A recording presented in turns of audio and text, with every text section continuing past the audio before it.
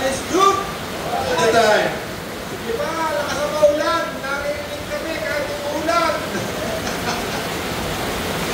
Ay, naman po. Buksan natin ang Bible natin. Nakarinig ka ba tayo?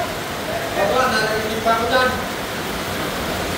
Siguro may mapunta naman tumakulong eh. Ay, naman po. Buksan natin ang Bible natin sa Hebreo 8:13. Yes, Jose, pakibasa. Hebreo 8:13. Sabi rito sa Hebreo 8:13, nang sabihin ng Diyos ang tungkol sa bagong tipan, pinawalan niya ng bisa ang una, at anumang nawawala ng bisa ay naluluma at malapit ng mawala. Hallelujah! Hallelujah! Ulitin natin ulit. Nang sabihin ng Diyos, sino naman sabi? Si Gideon ba? Ang Diyos ang nagsasabi, ha? Hindi ako, ha? Bible lang ating pinabasa. Narinig mo ba dyan, Madam? Sabi ng Diyos, nang sabihin ng Diyos ang tungkol sa bagong tipan. Anong sinabi ng Diyos? Pinawalan na niya ng bisa ang lumang tipan. Tama ba yung pinabasa natin? Sabi na nagbabasa ka Bible? Ha?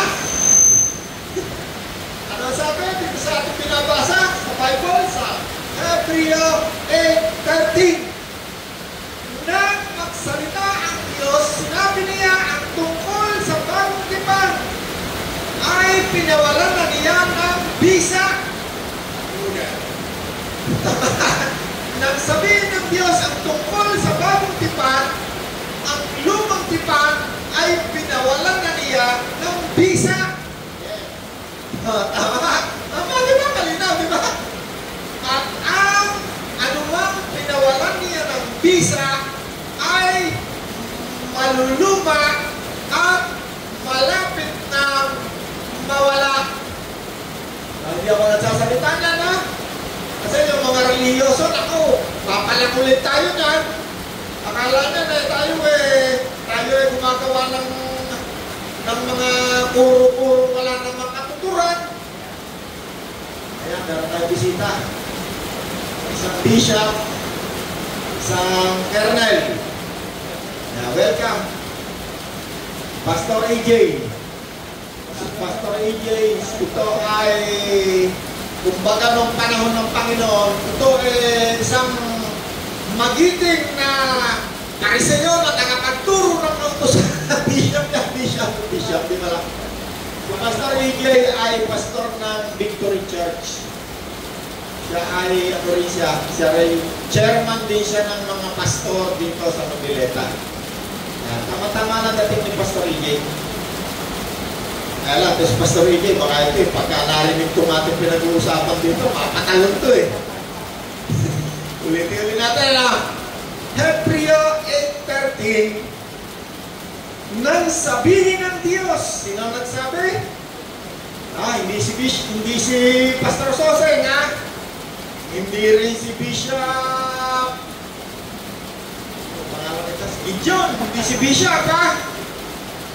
Nang magsalita ang Diyos, ano sinabi? Nang sabihin ng Diyos ang tungkol sa bagong tipan. Ano raw ang tungkol sa bagong tipan? Nang sabihin ng Diyos ang tungkol sa bagong tipan, pinawalan niya ng bisa ang lumang tipan. Sabi nyo, ha? Hindi si Pastor Soseng ang nagsasalita nito, ha? Bible to. At ang nagsasalita rito ay ang Diyos. At tutuloy ko pa, at anumang pinawalang bisa ng Diyos at naluluma, ito'y malapit ng mawala. May itong rola na tuya pati itong Bible ay wawalain pa. Hindi ako nagsasabi. Ang nagsasalita ay Diyos. Ano sabi? sabihin ng Diyos ang tungkol sa bagong tipan, pinawalan niya ng bisa ang lumang tipan. At ang lumang pinawalang bisa at naluluma ay malapit na mawala. Hindi ko sinasabi sa inyo, yung lumang tipan, huwag niyong basahin at walang kinalaman sa atin, ha? Kailangan basahin natin yan. Kasi ang lumang tipan, yan nagmula ang bagong tipan. Kailangan alam natin. Kailangan basahin din natin. Pangalan ito si Bishop Jeremy. Huwag na kasi kapag meron mga bagong mukha, ay medyo baka biglang espadahin ako eh. Kaya medyo may mga bago eh, sa Pastor AJ, ngayon lang ating dito ang mga ganun. Ang pangatlo na. Sige. Balikan muna natin yung nakaraan natin topic ng nakaraan linggo para continuation ito ng nakaraan natin linggo eh. 2 Corinthians 3, 2 Corinto 3, 5 hanggang 6. Kuya Joseph, para kayo karugtong yung nakaraan linggo. 3, 5, and 6. Yan. Sabi rito sa 5, 2 Corinthians 3, kung saan sarili lamang ay wala kaming sapat na kakayahan gawin ito. Ang Diyos ang nagkakalabugo sa amin, niloob niya kami maging lingkod ng bagong tipan. Ng bagong tipan! Yan. Tipan hindi nababatay sa kautusan na katitin, kundi sa Espiritu. Sapagkat ang dulot ng titin ay kamatayan, ngunit ang Espiritu ay nagbibigay buhay. Hallelujah! Ay, nung nakarang linggo, pinag-usapan natin itong tungkol sa 2 Corinto. Sabi ni Apostol Pablo. Si Apostol Pablo kasi hindi yan inordain ng kahit anong religion. Sabi siya nga, walang nag-ordain, walang nagsugo kay Pablo, Bishop PJ, Si Pablo walang nagsugong sekta ng religion niya, Wala. Walang nagsugo sa kanya. Si Pablo, ang yan ay nagtuturo, yan, tuturo ng totoo. Sabi ni Pablo, hindi ako sinugo ng tao, ni ng anumang sekta ng religion. Sabi ni Pablo. Yan yung ating topic na nakarang linggo eh. Ang ituturo ko lamang sa inyo, sabi ni Pablo, kung ano yung narinig ko kay Kristo. Kaya si Pablo, kaaway ng lahat ng religion, kaaway siya. Kasi hindi siya naka-align. Yung tinuturo niya, hindi naka-align sa anumang sekta ng religion ng panahon yun. Kaya nga siya ang pumatay sa kanya, ang humuli sa kanya ay ang kanya mismong religion. Story niya yung religion ni Pablo. Pariseo. Kasi nung nililitis siya, sumigaw yan eh. Siya ako Pariseo! Anak ako ng Pariseo! Sumigaw siya eh. Kaya nahati yung Saduseo at Pariseo. Itong si Apostol Pablo, ang sabi niya, kung sa amin lamang sarili, kasi meron siya laging kasama eh.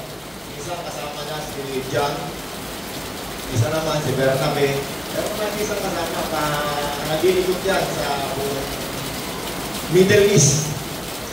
Sabi ni Apostol Pablo, kung sa amin lamang sarili, hindi namin kayang gawin ito, wala kaming kakayanan. Hindi siya capable. Subalit, ang aming kakayanan ay kaloob ng Diyos. Si Pablo, siya ay isang, sabi nga ng mga scholar ano raw si Pablo parang mataas, mayroon siyang mataas na katungkulan. Pastor Ije, si Pablo ang kapukulan niya sa inyong eskwelahan? Ano pinag-aralan niyo? Si Pablo parang siya nasa mataas siyang katungkulan sa religion nila. Isa siya sa may mataas na posisyon sa kanilang religion. Ngayon, sabi ni Apostol Pablo, nung siya bumubungad na siyang maglingkod sa bagong tipan, sabi niya, kung sa sarili lamang namin, wala kaming kakayahan ng gawin ito, subalit ang kakayahan namin, ito'y galing sa Diyos. Hindi niya ina-acknowledge na yung kanyang paglilingkod sa bagong tipan ay galing doon sa religion niya. at hindi siya sinugo ng kanyang religion. Alam nyo ngayon, ang mga religion, kailangan pag sinugo ka ng religion, ituturo mo, align doon sa religion. No? Pastor EJ, no? Tama, no? Pastor EJ, marami itong training na pastor. Pag ito ay nagsuko ng pastor, hindi po pwedeng hindi ituturo yung align sa doktrina ng religion ni Pastor EJ. Kailangan naka-align. Pag hindi siya naka-align, pwedeng tubihin siya ni Pastor EJ. O kaya naman, pwedeng sabihin ni Pastor EJ, wala ka na munang allowance kasi, rebelde ka sa akin, sa akin. Okay. Si Apostol Pablo, sabi niya, sa 6, binigyan kami ng Diyos ng kakayanan na maging lingkod ng bagong tipan. Yan ang unang lumabas yung paglilingkod sa bagong tipan. Si Apostol Pablo, ang Diyos ang nagkaloob sa kanya ng kakayanan. Hindi yung kanyang sekta ng religion na nagsugo sa kanya. Kasi kung nagsugo kay Pablo, religion niya, magsisinungaling yan, ang ituturo niya kung ano yung doktrina ng kanyang sekta. Kaya sabi ni Pablo, kung ano lamang yung narinig ko kay Kristo, yung lang ang ituturo ko sa inyo. Kaya si Pablo, napakaraming kaaway Number 1 ng kaaway, yung mga kasabi ng kanilang religion. Pariseo, Saduseo, at lahat halos ng religion ng panahon na yun. Marami ng religion ng panahon na yun, samot-sari na. May Helenista, may Herodian, may samot-sari na religion katulad ngayon. Okay, sabi ni Pablo, ang Diyos ang nagbigay sa amin ng kakayanan ng maging lingkod ng bagong tipan. No? Sa iba, tawag niyang minister, servant. Lingkod, sa Tagalog, lingkod ng bagong tipan. Isang kasunduan, no? Na hindi ayon sa kautusan na kasulat, kundi ayon sa Espiritu. Ano raw ang bagong tipan? Ang bagong tipan, ito yung isang kasunduan. Isang malalim na kasunduan. No, kung naalala nyo nung araw, kung nagrebelde yung mga Pilipino sa mga Kastila, nagkaroon sila ng kasunduan, yung tinatawag nila blood compact. No, hihiwain yung paraso, yung dugo. Nakalagay ron, yung kasunduan nila. Ang magsusuklong ay ating papatayin. Tapos pipirma sila ron nilalim. Malalim na kasunduan. Isa yun sa halimbawa ng kasunduan. Ang pinakamalalim na kasunduan na nararanasan natin, yung pakikipagkasundo sa iyong katipan, girlfriend, boyfriend. Yan ang isa sa hinalintulad ng Diyos sa isang malalim na kasunduan na pwedeng ihalintulad at nauunawaan natin dito sa tipanan na ito ng Diyos at ng tao. Sinilan nyo, may asawa na, taas ang kamay. Di ba, bago kayo nagsama, bago kayo nagpakasal, ang una dyan mangyayari, meron kayong relasyon, kasunduan. Tipanan.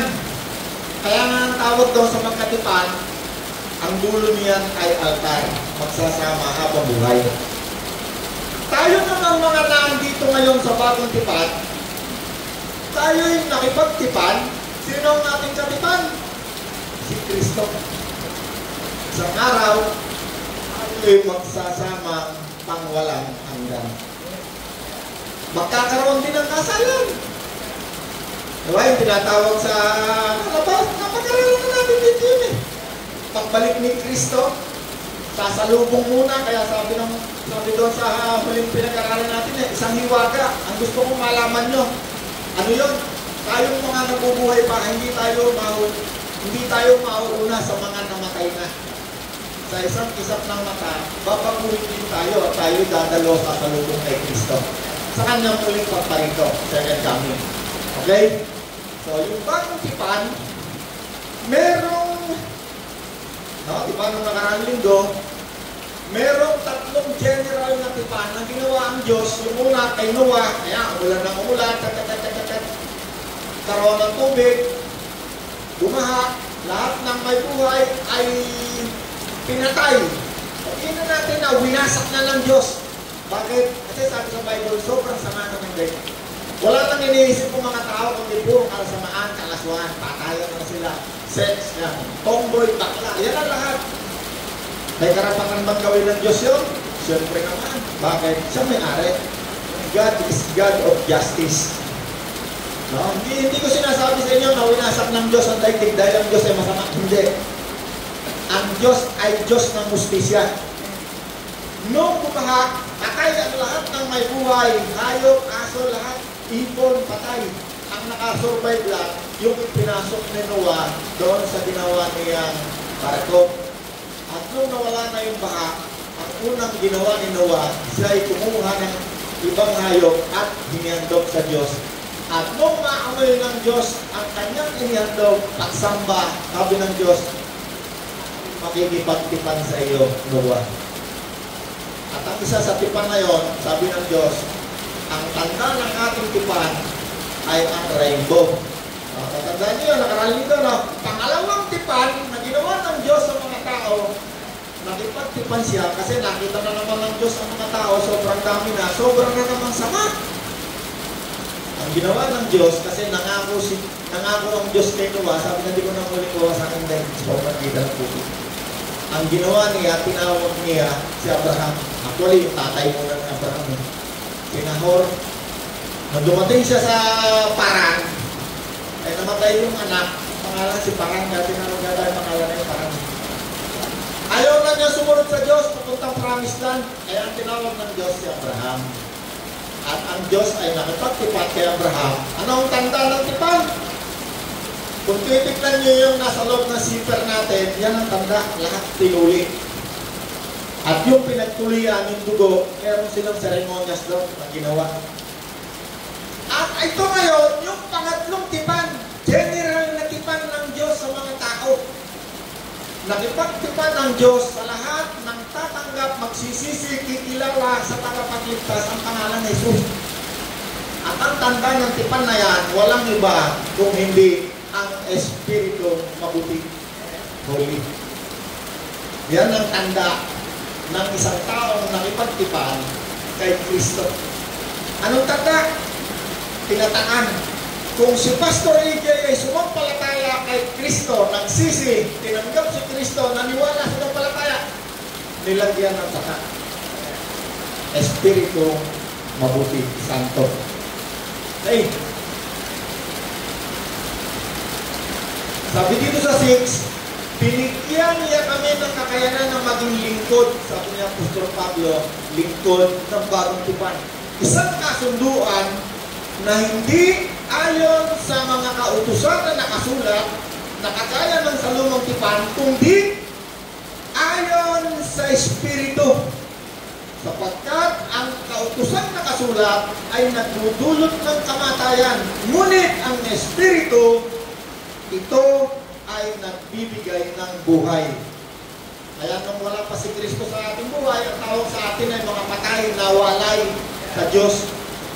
Nung nagkaroon tayo, tumanggap tayo kay Kristo, yung Espiritu na yan na binigay sa atin ng Diyos, yan ang buhay. Amen!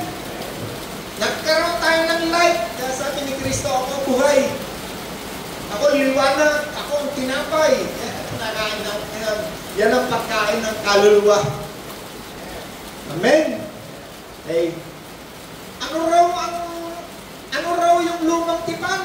Ito'y nagdudulot ng kamatayan, yung lumang tipan. Bakit? Dito sa binasa ko kanina, Hebro, ay, pabasa pa tayo na iba pa.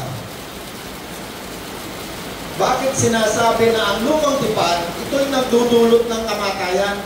Kasi dito sa lumang tipan, kung mabakita niyo yung Bible natin ang kapalo, yung unang 5 diyan, yung Genesis, yung Deuteronomy, yung Hebreo, yung Numbers, yung Exodus, Leviticus, yan, 5. Yung unang 5, diyan nakasulat ang lahat ng mga utos. Hindi lang utos ang nakalagay dyan. Pati sumpa sa mga hindi susunod sa utos na yan. Ang tawag dyan, lumang tipan. Paglampas mo dyan sa lumang tipan, ang susunod naman dyan, mga isinulat ng mga propeta. Pagdating naman dito sa bagong tipan, ang tawag naman dyan, mga isinulat ng mga apostol. Kaya tayong mga hintil, tayong mga nakipagtipan kay Kristo, ang tawag sa atin, tayo ay hinilintulad ni Pablo sa isang gusali na itinayo ng mga apostol. Na ang ating patibayan o pundasyon ay si Kristo. Okay? May natututunan kayo? Hallelujah. Tinig tayong mabuti ha, kasi ito, napakahalaga nito. Pag ito naunawaan natin, nakasumarap. Ano sabi rito? Sa 2 Corinthians 3:6, ang lumang tipan, ito'y may mga kautusan na nagdudulot ng kamatayan, ngunit ang Espiritu ito'y nagbibigay ng buhay. Sample, bakit nagbibigay ng kamatayan ang lumang tipan? Sa lumang tipan, meron akong example. Sabi doon sa lumang tipan, ibibigay ninyo lahat ika-10 ng inyong kita. O dyan tayo pupunta. Tama Bishop. Bishop, nandun yun sa utos sa lumang tipan, di ba? Ang dami nun eh. Ang dami yun. Lahat halos ng 5 libro na yan, nandun yun. Isa lang yun ha, ang dami ng utos. Huwag kang kakain ng ganito, huwag kang kakain ng ganon. Yung lupa mo, huwag mo tataniman sa 10 taon, kailangan pahinga. Yung utang mo, pagdating ng ganito, kailangan hindi mo nasisingilin niya. Yung buhok mo, yung balbas, napakaraming utos. At ang isa sa utos dyan, yung kita mo, ibibigay mo. Sinulat ulit yan sa Malakias eh. Sabi rin sa Malakias 3:9. Isinumpa ko kayong lahat sapagkat ako'y pinagnanakawan ng buong bansa. Kahit na halimbawa ko lang ito sa lumang tipan, paano ito nagbibigay ng kamatayan? Sabi dito sa kautusan sa lumang tipan, no? Ito nakasulat ito sa Deuteronomy, sa Genesis, Exodus, Leviticus, sa 5 doon sa lumang tipan nakasulat ito. Inulit lang ito sa Malakias. Si Malakias, sinasabing isa sa mga huling propeta sa lumang tipan. Alright. Sabi ni Malakias, isinumpa ko kayong lahat sapagkat ako'y pinagnanakawan ng buong bansa. Okay, kasi ang Israel, noong panahon na yan, isa na silang malaking bansa. Kasi si Abraham, tinawag siya ng Diyos, sabi ng Diyos, Abraham, gagawin kitang isang malaking bansa. Noong panahon na to, ang Israel ay isa ng malaking bansa. At sila ay hindi na sumusunod sa kautusan sa lumang tipan. Kaya pinaalalahanan sila ng Malakias, sabi niya, susunod pa ako na kayo. Sapagkat pinagnanakawan ninyo ako. Sa 10, sabi niya, dalahin ninyo ng buong buo ang inyong mga ikapu sa tahanan ng Diyos upang matugunan ang pangangailangan sa aking tahanan at bubuksan ko ang langit at ibubuo sa inyo ang masaganang blessing, pagpapala. 11, sabi dito, kung susunod kayo, iingatan ko kayo at pagpapalain. Ngunit kung hindi, kayo'y susumpain. Pero may sumpa, no? Ang Diyos doon sa lumang tipan, meron laging pangako, pero pag hindi mo sinunod, lagi yung meron sumpa. Kaya sabi ni Kristo, tinubos ko kayo sa sumpa. Galatia 3:13. Galatia 3:13. Pakibasa mo kuya Prophet. Sarap, kahit meron bagyo. Tama-tama yan, hanggang mga ano tayo, pwede tayo mag-overtime. Naririnig ba? Naririnig ako? Pwede naririnig ako dyan. Okay, 13. Sabi rito, alam kayo sa Bodega Bible College. Tinubos tayo ni Kristo sa sumpa ng kautusan. Tinubos tayo ni Kristo sa sumpa ng kautusan ng siya'y magdusa na parang sa sumpa ng mga kautusan na nakasulat sa lumang tipan. Tuloy kayo sa sapagkat nasa saad sa kasulatan, sinusumpa ang bawat sapagkat nasa saad sa lumang tipan, sinusumpa ang nakabitin sa punong kahoy. Kasi ang Panginoon, yan ay pinako sa isang punong kahoy at tinawag natin krus. Pero sa totoo, sabi ng mga bishop, ng mga scholar, ay isang kahoy na parang medyo nakakrus. Talagang kahoy nga siguro, kahit masabihin natin krus, puro kahoy pa rin yun kasi kahoy. Si Kristo, nung siya ay pinako sa krus, sabi ni Kristo, tinubos ko kayo sa sumpa ng kautusan doon sa lumang tipan. nang siya ay isumpa para sa atin. 14, ginawa ito ni Kristo upang ang pagpapalang ipinangako ng Diyos kay Abraham ay makamtam din ng mga itim na katulad natin. Yes. Bakit tinubos tayo ni Kristo? Upang tayo mga hintil ay magkaroon din ng pagpapala na ipinangako ng Diyos kay Abraham. 15. Sa pamamagitan ni Kristo, matatanggap natin ang Espiritong Banal na ipinangako ng Diyos kay Abraham. Ano nga, di ba kay Abraham? Meron pangako ang Diyos, no? Sabi ng Diyos, Abraham, sumunod ka sa akin, gagawin kita ng isang malaking bansa. Alam niyo ang pinakamalaking pangako kay Abraham na tumuloy-tuloy sa atin, Espiritu Santo. Yun, pangako na pinakamalaking pangako. Kung wala sa akin ang Espiritu ng Diyos, palagay ko, baka wala tayo ngayong Bible study. Sila muulan eh. Uwi na kayo, wala tayong Bible study. Wala pa kayo sa inyo. Pero dahil sa Espiritong pinangako ng Diyos kay Abraham, na tumuloy sa bawat isang nakipagtipan kay Kristo, natanggap natin ang lahat ng mga pangako ng Diyos kay Abraham. Ang isa doon, Espiritu Santo. Yun na sa inyo, may Espiritu Santo. Okay. Tandaan nyo mabuti, ha? Naging tagapagpala tayo, naging biyaya tayo sa pangako ng Diyos kay Abraham, dumaloy sa atin. Ang pinakadulong-dulo, natanggap natin ngayon ay ang Espiritu Santo. Mabuti. Yan ang pangako ng Diyos kay Abraham. Hey, sabi rito, kung babalik ako doon sa lumang tipan, ha? Sa lumang tipan, kapag ka merong utos at hindi mo tinupad, lagi yung laging merong katumbas na sumpayan. Meron nga dyan sa Numbers tsaka sa Exodus, puro sumpayan. Napakahaba puro sumpa. Talagang lahat ng uri ng sumpa, makikita mo. Saan damak-mak na sumpa? Sumpa ng sakit, sumpa ng kahirapan, sumpa ng lahat ng dilubyo na nakikita mo ron. Pag pinabasa ko natin, nakakilabot ko na sumpa na ron.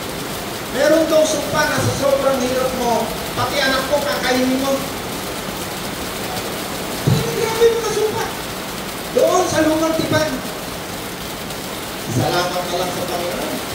Tayo nakasabi rin sa pangako. Ang sumpa, kinuha ni Kristo. Bakit tinubos tayo?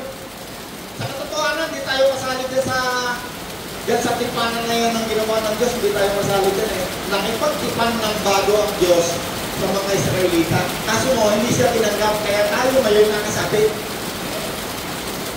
Hebreo 8:7. Kaya ito sa paki. Hebreo 8:7. Kung walang kakulangan ang unang tipan, hindi na sana nangangailangan ng pangalawa. Hallelujah! Tuloy. Ngunit nakita ng Diyos ang pagkukulang ng kanyang bayan, kaya't sinabi niya, darating ang mga araw na ako'y makikipagtipan ng panibago sa bayang Israel. Hallelujah! At kaya kaya sa atin, ha? Simple lang. Ano sabi ng Diyos? Hindi yan nagsasalita rito. Hindi ako, ha? Hindi ako nagsasabi. Wala nang bisa yung lumang tipan, ha? Sabi dito sa Hebreo, kung walang kakulangan ng lumang tipan, hindi na sir natin gumawa ng bago. Bakit gumawa ng bago ang Diyos? Sapagkat nakita ng Diyos, may pagkukulang ng mga tao, kaya sumama na naman. Patuloy mo pa kayo sa rin. Kaya sinabi niya, darating ang mga araw na ako'y makikipagtipan ng panibago sa bayang Israel at sa Huda. Hindi tulad na pakikipagtipan ko sa kanilang mga ninuno nang akayin ko sila mula sa Egypto. Hindi sila naging tapat sa pakikipagtipan sa atin. Hallelujah! Hold mo na kayo sa akin. No?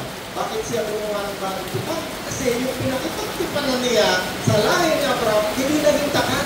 Yes. Kanino siya nakipagtipan ulit? Sa lahi ni Israel, sa lahi ni Judah.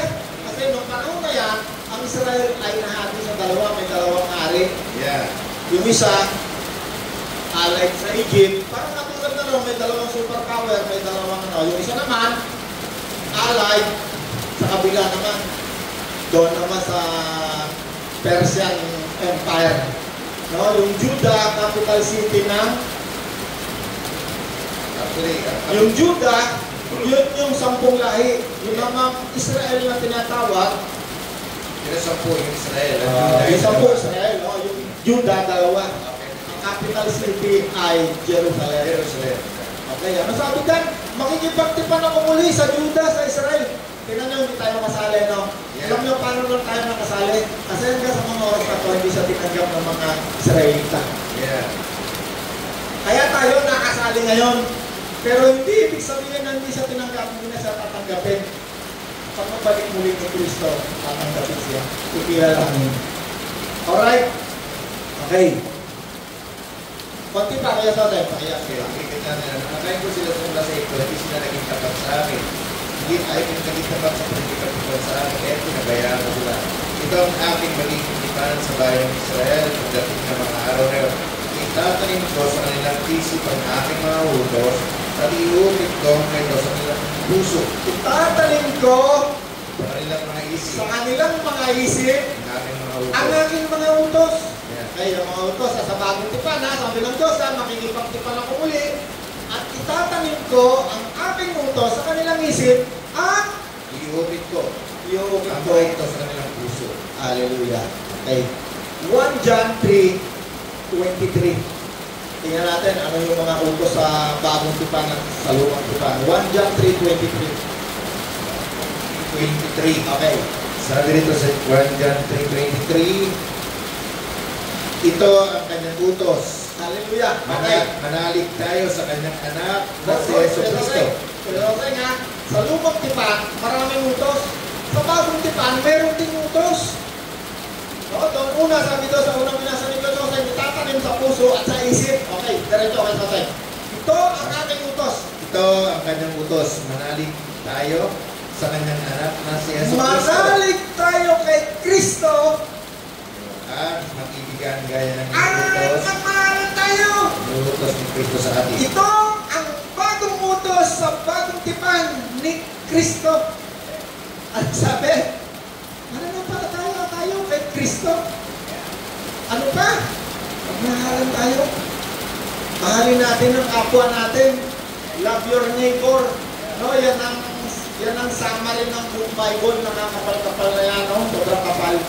Sabi ni Jesus, ito yung ulod-dulo niya, pagmamahal. No? Pagmamahal. Kapag ka ikaw ay walang pagmamahal, sabi ni Kristo, kahit ikaw ay makapagsalita pa sa ibang wika, kahit yung katawan mo ay sunugin mo at iyalay, sabi ng Diyos, kapag wala kang pagmamahal, para ka lamang katingaw na kumakalaw-kaw, kumakalinaw. No, kasi ang sayo lang, pag wala kang pagmamahal, wala, kukunin mo lahat ng mga salapi ng mga tao na yan. Hindi ko sinabi sa inyo, huwag kayong magbigay sa simbahan nyo, ha? Magbigay kayo. Kaya ako tinuturo to para lalo kayong magbigay sa simbahan nyo at man kayo tumatalo. Okay. Tuloy mo pa kayo sa hanggang 24.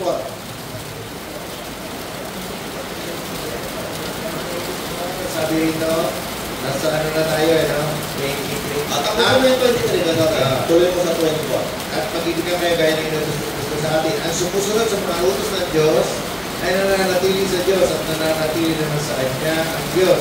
At sa pamamagitan ng Espiritong pinagkaloob niya sa atin ay nalalaman natin nananatili siya sa atin. Hallelujah. Ano ang nasa atin? Espiritu ng Diyos. Espiritu. Yeah. Yan ang katunayan na tayo'y na kay Kristo nasa Diyos, nasa atin ang Espiritu ng Diyos. Ang Espiritu na yan, merong identity. Anong identity ng Espiritu na yan? Masama? Mabuti! Sa English, holy. Sa Tagalog, banal. No, yung salita na yan, hindi na natin maintindihan sa Tagalog, masyado na malalim, banal. Holy. Napakadaling unawain. Ang Espiritu na nasa sa atin, ayaw nila ng kasamaan. Banal yan, mabuti. Dadalahin ka niyan sa kabutihan. Kaya marami nagsasabi sa akin, for 30 years, sabi na, Marolan, ako'y natatakot ka sa iyo, baka ikaw ay magkamali ng tinuturo. Pag nagturo ka na wala ang Espiritu mabuti sa iyo, magkakamali ka. Magiging kang makasarili. No, may tatlong karunungan dyan sa Bible eh. Karunungan galing sa Diyos, karunungan galing sa tao, karunungan galing sa demonyo. Ang kapag ang karunungan nasa sayo, makasarili, sabi ng Bible, kung may pagmalaki galing na siya, pag makasarili. Kapag ang karunungan galing sa Diyos, nako, yan ay para sa lahat. May pagmamahal yan sa lahat. Kapag karunungan galing sa tao, o galing sa kanyang sarili, pwedeng sabihin ni Pastor EJ, kaya man, 10% swerte ito.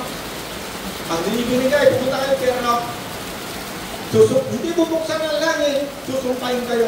Totoo naman yun. Kasi sabi ni Kristo, kung ikaw papasok muli sa loob, kailangan sundin mo lahat yan. Kasi kung meron kang isa hindi nasunod, sabihan ka pa rin, sumpa pa rin na aabutin mo. Ano ngayon tayo? Nasaan kayo tayo? Okay. Basahin natin ang Efeso. Ulitin ko lang ulit. Efeso 2:15. Binasa na, pinawalang bisa ni Jesus ang kautusan kasama ang mga utos ng talitutunin upang mula sa dalawang lahi ay makalikha siya ng isang bagong bayan na nakipag-isa sa Kanya.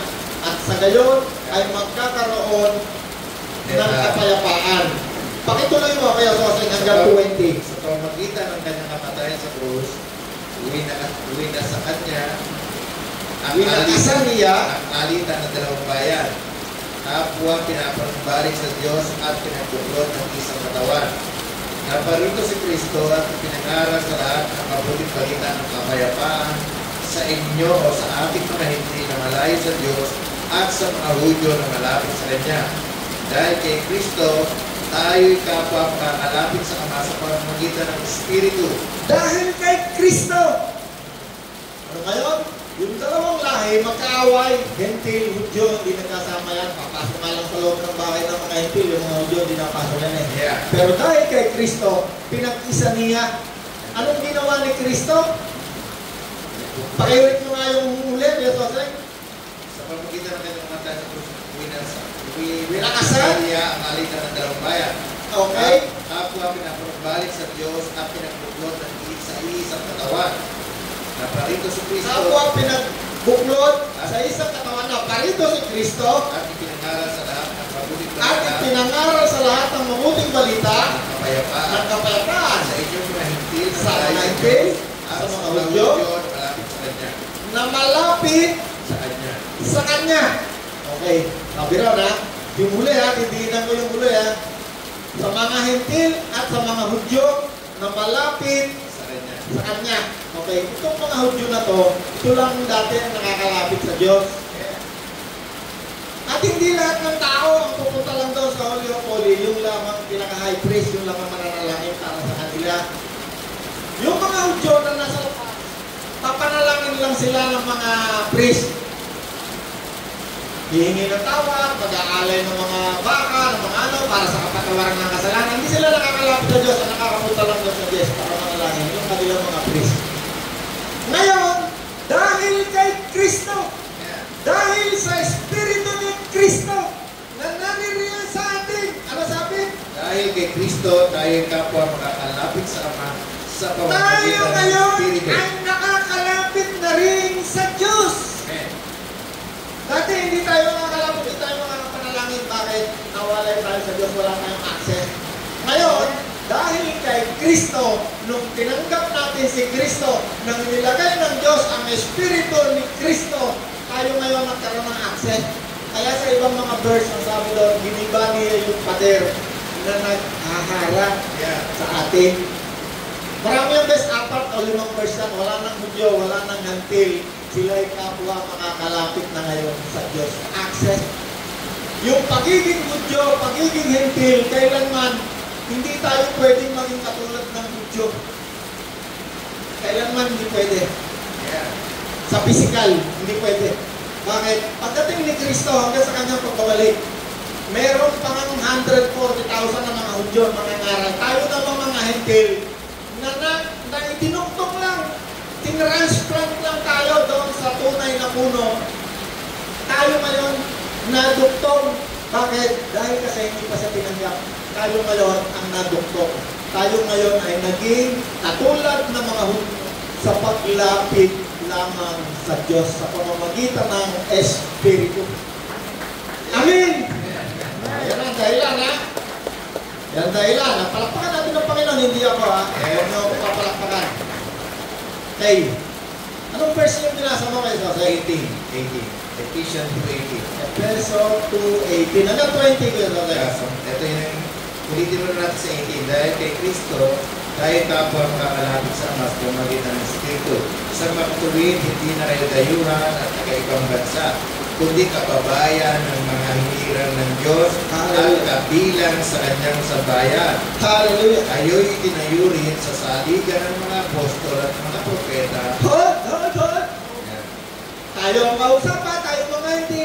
Tayo'y itinayo sa saligan ng mga apostol at mga propeta Na ang batong na panulukan ang batong panulukan ay si Kristo ay Jesus. si Kristo Jesus.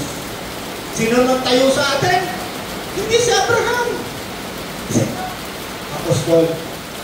Number 1 God. At saka propeta. Kaya yung Psalm, yung mga sinulat ni Job, prophet, sinulat niya ng mga prophet, nire-recognize na ng mga Muslim. Ang mga Muslim, yung unang 5, yan yung kanilang libro. Nakahiwalay lang sila nagkagawan doon sa sanga sa unang anak ni Abraham, si Isaac, yung isa ang pangalan, Ismail yata pangalan, anak ni Hagar. Ang mga Muslim doon ang mula doon sa anak ni Hagar. Tayo naman, tayo galing sa pangako. Tayo dumaloy ang pangako ng Diyos hanggang kay Abraham. Kasi ang isang pinakamataki ng pangako kay Abraham, yung Espiritu Santo na tatanggapin natin. Dumaloy sa atin ngayon. Paano tayo naging katulad ngayon ng mga Hudyo? Sa paglapit lamang sa Diyos, access sa pamamagitan ng Espiritu Santo. Yung dati nating pagkataon na wala si Kristo, ang tawag sa atin patay na walay, kumbaga sa ilaw, walang liwanag, patay, walang power. Nung tinanggap natin si Kristo, tayo'y nagkaroon ng buhay. At tayo'y naging katulad ng mga Hudyo, tayo'y pinag-isa ngayon. Dati, sila lang ang special sa Diyos. Pero nung sila'y tumanggi kay Kristo, tayo'y nadamay dahil lamang sa awa. Grace! Naawa lang ng Diyos sa atin! Kaya yung babaeng hentil nung lumalapit kay Kristo, sabi ng Panginoon, sabi ng mga apostol, palayin nyo rin, sigaw. Yun ang mga Romano, pagdating ni Pedro doon sa bahay niya, kami hindi pumamasok sa bahay ng Hudyo. Doon nag-umpisa yung Espiritu Santo, bumaba habang nangangaral si Pedro sa bahay ng sundalong Romano. Bumaba ang Espiritu Santo. Bakit bumaba? Kasi ang pananampalataya ay sa pamamagitan ng pakikinig. Nakarinig ng mabuting balita, sumampalataya ang mga tao at ang sumampalataya ay tinatakan. Anong tatak? Espiritu Santo. Sino sumampalataya kay Kristo? So, lahat ng sumampalataya, hindi ko alam kung sino tunay. Diyos lang nakakalam. No, kaya marami nagsasabi, bakit hindi ka lang si araw-araw nasa simbahan? Pero may kabit, may ganito. Ang sagot doon, hindi pa siguro siya naliligtas. Bakit? Ang anak ng Diyos, hindi magpapatuloy sa kasamaan. Ang anak ng demonyo, hanggang kamatayan yan, napakasama yan.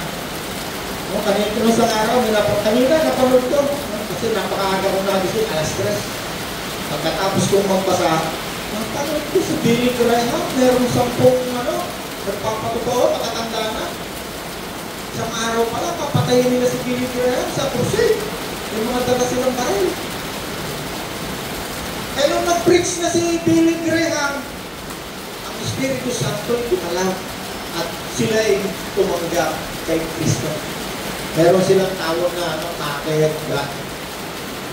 Yan yung Espiritu Santo pagka gumalaw na wala tayong magagawa kundi sumunod sa Diyos. Amen? Galatia 3:13, tinubos tayo ni Kristo sa sumpa ng kautusan, sa lumang tipan ng siya ay sumpa para sa atin. 14, ginawa ito ni Kristo upang ang pagpapala na ipinangako ng Diyos kay Abraham ay makamtan din ng mga hintil na katulad natin. Sa pamamagitan ni Kristo ay matatanggap natin ang Espiritu na ipinangako ng Diyos kay Abraham. Yeah. No? Kaya pala meron tayong Espiritu Santo, naging lahi tayo ni Abraham. Sino sa inyo lahi ni Abraham? Tayo, mga Hintil, naging lahi tayo. Ano naman ang pakinabang natin? Ang Espiritu Santo na sa atin. Ano pa? Lahat ng pangako kay Abraham, dumaretso sa atin, yung sumpa, pinutol. Ang dumaretso sa atin, mga pagpapala, blessing. Galatia 5:18. Kaya sa atin, pakit.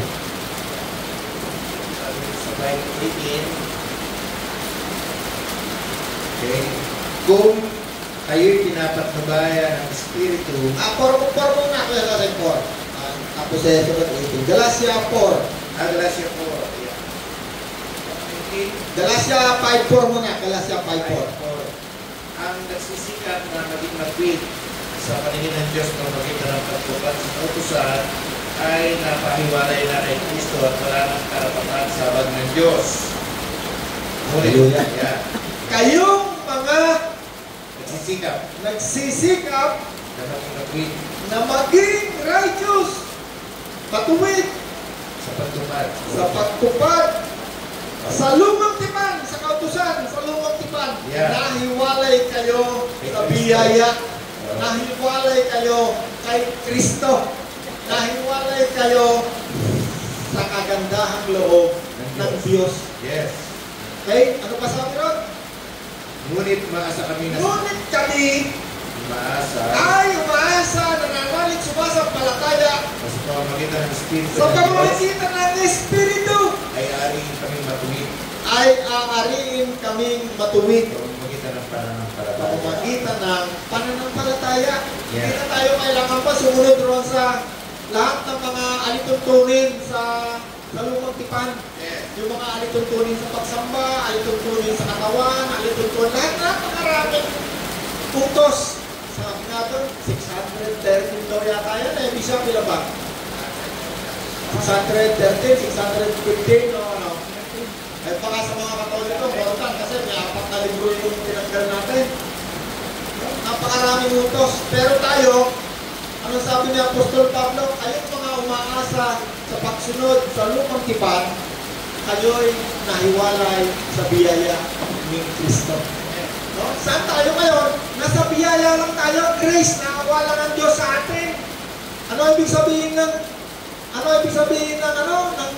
ng grace? Hindi natin pinagpaguran. Kaya may definition tayo nung nakarang linggo. Ano ibig sabihin ng grace? Wala tayong ng pagmamalaki. Hindi pinagpaguran ng grace.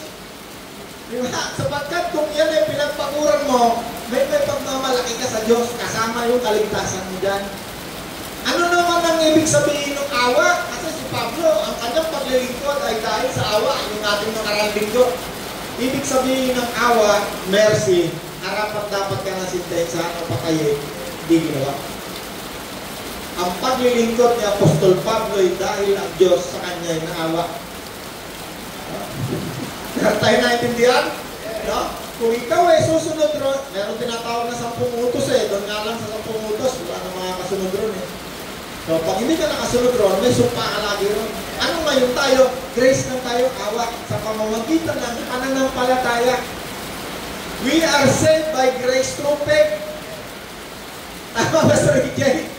Walang gawa. Kung tungkol sa kagalingan, may gawa. Kung tungkol sa mga bagay na hindi tungkol sa kaligtasan, meron kang gagawin. Kasi yung mga pinagaling ni Kristo, naghahabol kay Kristo, yung mga bulag, yung mga piketong, lahat yun may ginawa. Pero pag tungkol sa kaligtasan natin, great. Walang magmamalaki sa atin. Pag tungkol sa kagalingan, tungkol sa biyaya, meron kang gagawin.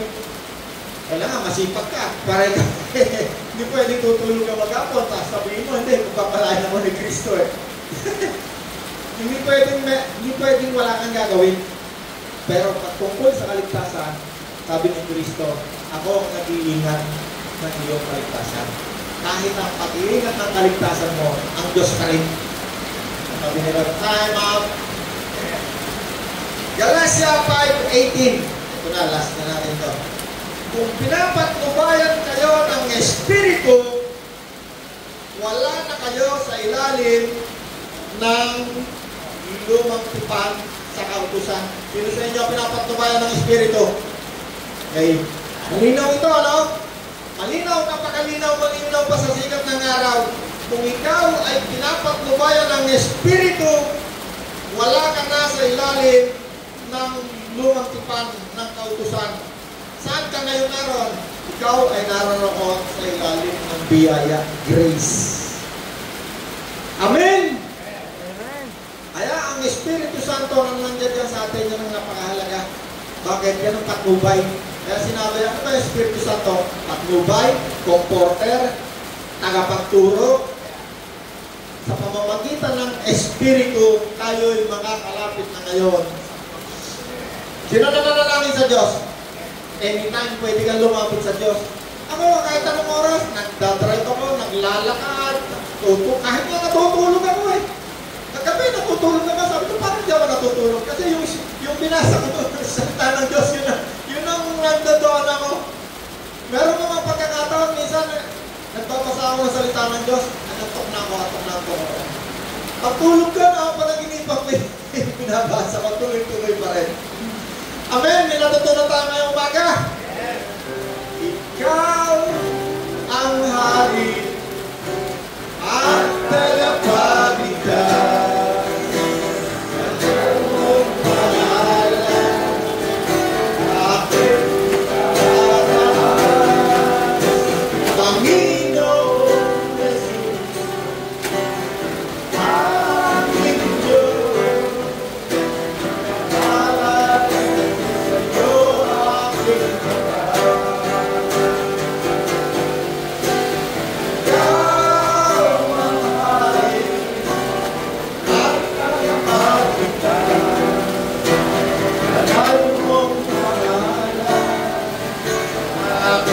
O Diyos, mapabuti, pagpalain mo po ang lahat ng taong narito at sumamba sa iyo. Gawin mo po biyaya at pagpapala ang mga salaping ito sa mga nangangailangan, sa mga minamahal ng mananampalataya o hindi man. Gamitin mo po ang salaping ito upang tumulong sa kanila. Sa pangalan ni aming Panginoon. Amen. Amen. Iaalay ko sa iyo aking lakas.